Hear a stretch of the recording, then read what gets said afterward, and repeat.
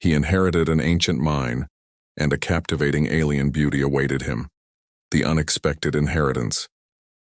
The letter arrived on the day Marcus Reeves was evicted from his apartment.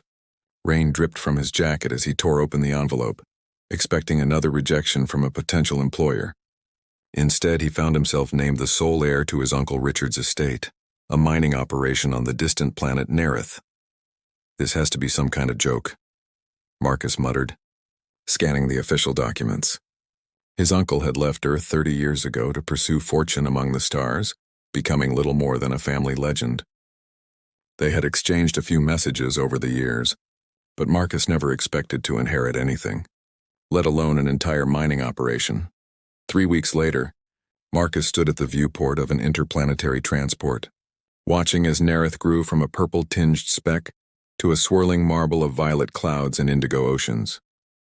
He clutched his geologist credentials, finally useful after years of unemployment on Earth, and the coordinates to his inheritance.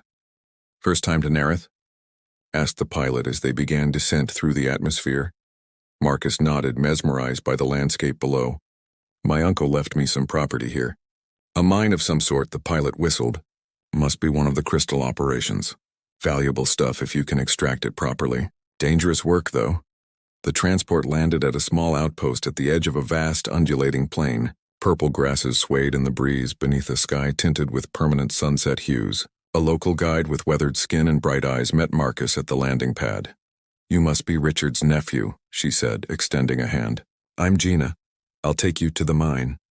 They traveled for hours across the alien landscape in a rugged terrain vehicle. Marcus watched the unfamiliar constellations emerge as night fell, feeling both terror and exhilaration at how far he'd come from his former life. "Your uncle was considered eccentric, even by Nerith standards," Gina explained as they drove. "He found a deposit of rare crystals unlike anything we'd seen before. But he never fully exploited it. Said the mine had its own guardian that needed respecting." Marcus frowned. "Guardian? You'll see," Gina replied with a knowing smile. The mine entrance appeared suddenly, a yawning cavity in the side of a mountain, illuminated by soft purple light from within. A small living facility had been built beside it, weather-worn but sturdy. "This is where I leave you," Gina said, helping unload his sparse belongings. "Solar generator still works. Water recycler too. Your uncle's notes are inside, they'll explain everything." Marcus stood alone as the vehicle disappeared into the night. The silence was absolute until a gentle humming emerged from the mine entrance. Curious and exhausted, he approached the source of the sound. Just inside, crystals pulsed with internal light, casting dancing shadows on the rough-hewn walls. The humming grew louder as he ventured deeper until he rounded a corner and froze. There, surrounded by glowing crystals, was a woman, but not human. Her skin was a luminous purple, her eyes large and iridescent in the dim light. She turned slowly, revealing delicate features and long, flowing hair that seemed to absorb and reflect the crystal light simultaneously. "You are not Richard," she said, her voice melodious with an accent he couldn't place. Marcus swallowed hard. "No, I'm his nephew, Marcus. Richard is dead." The alien woman tilted her head, studying him with unreadable eyes. "Then you have come to claim the crystals?" "I've come because I had nowhere else to go," Marcus answered honestly, her expression softened slightly. "I am Zara. This has been my home for many cycles, and now it seems it is yours as well." Luminous encounters. The first week at the mine was a dance of careful distance between Marcus and Zara. She moved through the crystal caverns with practiced grace, her purple skin sometimes blending with the shadows, other times catching light in ways that made her seem to glow from within. Marcus found himself watching her when she wasn't looking, fascinated by the fluid way she navigated the tunnels. "These crystals are alive," Zara explained one morning as Marcus attempted to catalog the various formations. "Not as you understand life, but they grow, respond to touch, and communicate in their way." Marcus paused, his digital recorder hovering over a particularly vibrant cluster. "Is that why my uncle never fully commercialized this place? He mentioned guardianship in his notes, but I assumed it was some legal arrangement." Zara's luminescent eyes fixed on him. "Your uncle understood that balance must be maintained. We harvest only what regenerates and never from the heart chambers." She gestured deeper into the mine. "My people have tended these crystals for generations. When your kind came to Nerith, most mines were stripped bare. But Richard discovered me here and chose partnership over exploitation. Your people? Marcus questioned. Are there others like you nearby? A shadow crossed Zara's face. I am the last guardian of this place. My community moved to the southern continent decades ago when human settlements expanded. I stayed because someone had to. That evening, as purple twilight bathed the living quarters, Marcus found Zara examining his geological equipment with curious fingers. She startled when he entered, nearly dropping a spectrometer. It's okay, he said quickly. I don't mind. Actually, I could show you how they work if you'd like. Her hesitation dissolved into a smile that transformed her features from merely beautiful to breathtaking. I would enjoy learning your science.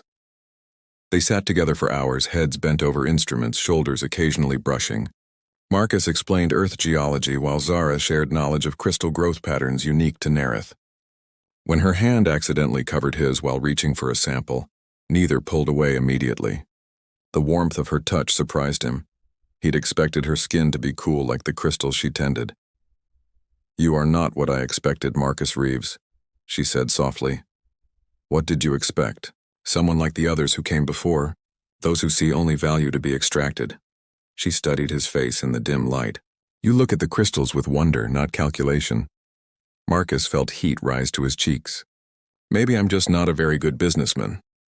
Or perhaps you recognize beauty that transcends profit, she countered, her voice a gentle melody in the quiet room.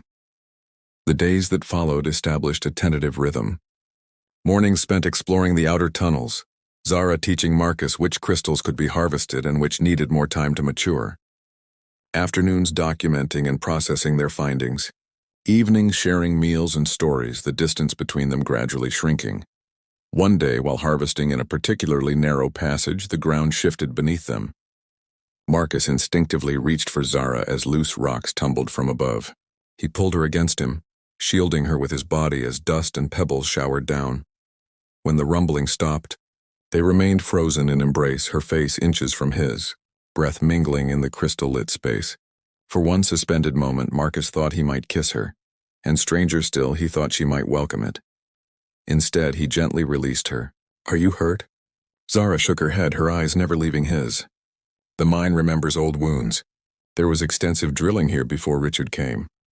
Her hand rested lightly on his chest. Thank you for your protection, though it was unnecessary. My body is more resilient than yours. Force of habit, Marcus replied with an awkward smile. On Earth, I'd do the same for anyone. Would you? Zara asked, a hint of playfulness entering her voice. Or am I special? Before he could answer, she slipped past him toward the tunnel entrance, leaving Marcus to wonder if he'd imagined the flirtation in her tone, and why the possibility made his heart race. Glowing connections. The first time Marcus saw Zara immersed in the crystal pool, he nearly backed out of the chamber in embarrassment. The underground lake glowed with the same purple luminescence as the surrounding stones, casting ethereal light across her submerged form. She hadn't noticed him yet, her eyes closed in apparent meditation as she floated. I'm sorry, he called, turning to leave. I didn't realize you were— Stay! Zara's voice echoed against the cavern walls. These waters heal and energize. My people believe they connect us to the essence of Nerith. She opened her eyes, regarding him with amusement. Your discomfort is unnecessary. Swimming is not an intimate activity among my kind. Right, Marcus said, though he remained at the chamber's edge. Cultural differences. Zara glided through the glowing water toward him. The pool is large enough to share, and you've been working hard. The crystal's radiation leaves traces on human skin. These waters will neutralize any harmful effects. Marcus hesitated, then began removing his work boots. Is that why my uncle's notes mentioned daily soaking? Richard was wise to follow traditions, she confirmed, watching as he cautiously entered the water in his underclothes. The sensation was immediate, a tingling warmth that seemed to penetrate to his bones. Marcus sighed involuntarily as tension he hadn't realized he carried melted away. This is amazing, he breathed, submerging up to his shoulders. Why isn't this exported? The healing properties alone would be worth— He stopped himself, remembering Zara's feelings about exploitation. But she only smiled. The effect exists only here, where the crystals are alive and connected to their source. Remove the water and it becomes ordinary. They floated in comfortable silence until Zara spoke again. "May I ask something personal, Marcus?" "Of course, and why did you come, truly? You could have sold this inheritance without ever leaving Earth." Marcus considered the question, watching ripples spread from his movements. "Honestly, I had nothing left there. Failed career. No family since my parents died, mounting debts." He looked up at the crystal-studded ceiling. "When I got the letter about this place, it felt like, I don't know, permission to start over." Zara drifted closer, her eyes reflecting the pool's glow. "And now that you're here, will you stay?" The question carried weight beyond its simple words. Marcus found himself reaching for her hand beneath the water. When his fingers found hers, she didn't pull away. "I think I might," he said softly. Their first kiss happened 3 days later. After Zara showed Marcus a hidden chamber where crystal formations created natural music as air passed through them. The haunting melody had moved him to tears, and when he turned to thank her for sharing something so beautiful, the expression on her face, open, vulnerable, hopeful, had drawn him forward like gravity. Her lips were warm, softer than he'd imagined, and she responded with a tentative curiosity that quickly deepened into something more urgent. When they finally separated breathless, the crystal song seemed to have synchronized with his heartbeat. "I've watched humans kiss before," she whispered against his cheek, "but I never understood the appeal until now." Marcus laughed softly, forehead resting against hers. "There's a lot more where that came from." Their relationship evolved rapidly after that first barrier fell. Evening meals extended into night, conversations punctuated by increasingly confident touches and lingering kisses.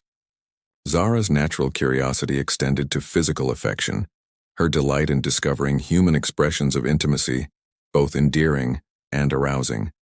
Yet cultural differences created tender moments of confusion. When Marcus presented her with a necklace fashioned from non-viable crystal shards, Zara stared in bewilderment. "You wish me to wear the crystal remains?" she asked. "It's a gift," Marcus explained. "On Earth, jewelry is often given as a token of affection." Zara's expression softened as she understood. "Among my people, we share experiences rather than objects to show devotion." She took his hand, leading him toward a tunnel they hadn't yet explored. "Come, I have something to show you." The chamber she brought him to was small but breathtaking, a perfect dome of interlocking crystals that responded to their presence by shifting from purple to a warm golden glow. "This is a bonding space," Zara explained, her voice hushed. "Couples come here to connect more deeply. The crystals respond to emotional resonance." As they sat together in the center of the chamber, the golden light intensified, surrounding them in a cocoon of warmth. Marcus felt a strange sensation, as if the boundaries between himself and Zara were somehow less defined, emotions flowing more freely between them. "I feel you," he whispered in wonder. "Not just physically, but—" "Our energies are aligning," she confirmed, her fingers intertwining with his. "This is how my people truly know one another."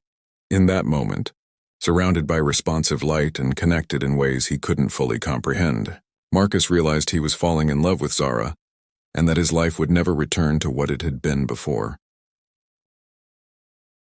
Crystalline tensions. The corporate message arrived with the subtlety of a hammer blow.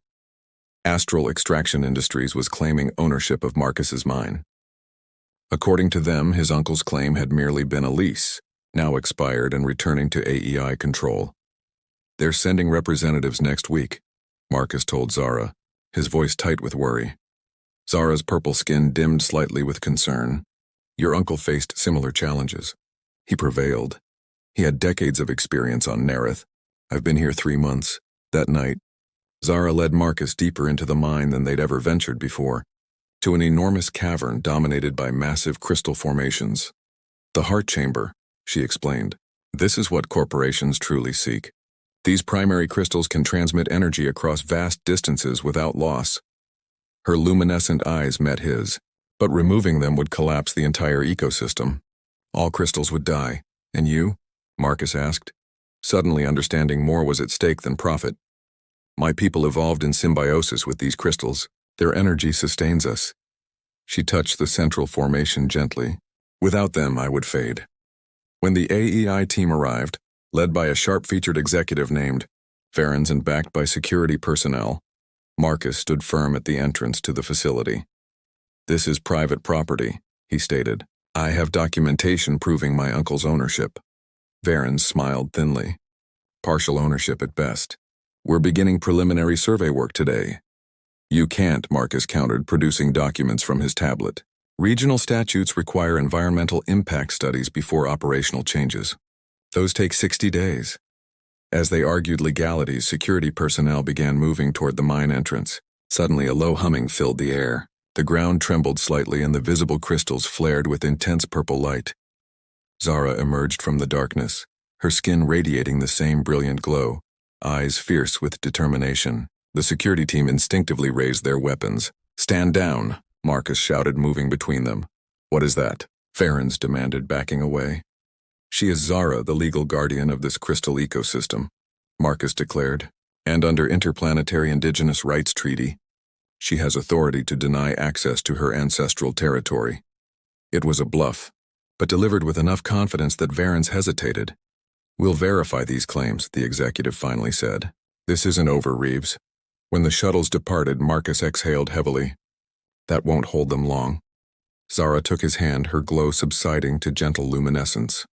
"But it gives us time, and time is what we need." That night, as they lay together in the soft light of their quarters, Marcus traced the patterns on Zara's skin. "I won't let them take this place from you." "From us," she corrected gently. "This is your home now, too." In the darkness, her skin began to glow with the particular pattern he recognized as love, illuminating their intertwined forms as they found comfort in each other's embrace. Part 5. Prismatic Future. The Nereth Planetary Council chamber buzzed with anticipation as Marcus presented his case. Zara beside him in formal attire embedded with tiny crystal fragments that caught the light with her movements. "What you're seeing isn't merely a mineral deposit," Marcus explained, showing holographic evidence of the crystal's growth patterns and responses to stimuli. "It's a living ecosystem that has evolved over millennia, one that meets 7 of 9 scientific criteria for living organisms." Zara stepped forward. "My ancestors have guarded these caverns since before humans came to Nereth. We don't oppose responsible harvesting of mature crystals, but extraction of primary formations would destroy the entire ecosystem." When questioned about her connection to the crystals, Zara raised her hands.